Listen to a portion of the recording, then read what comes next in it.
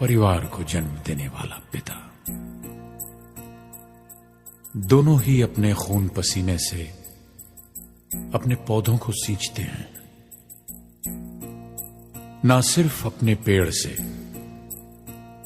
उसके साए से भी प्यार करते हैं, क्योंकि उसे उम्मीद है एक रोज जब वो जिंदगी से थक जाएगा, यही साया उसके काम आएगा। ये तो सच है कि भगवान है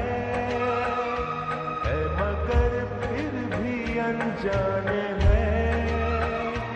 धरती पे रूप माँ बाप का उस विधाता की पहचान है। ये तो सच है कि भगवान है।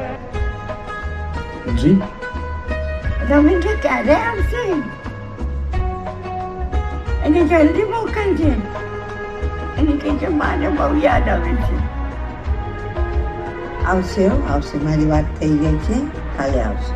ચાલો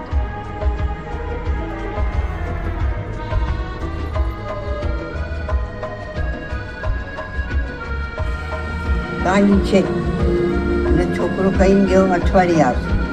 2 વર્ષ થયા ના આવ્યો. કેટલા વર્ષની છે બા? મારા જેવું તો છે.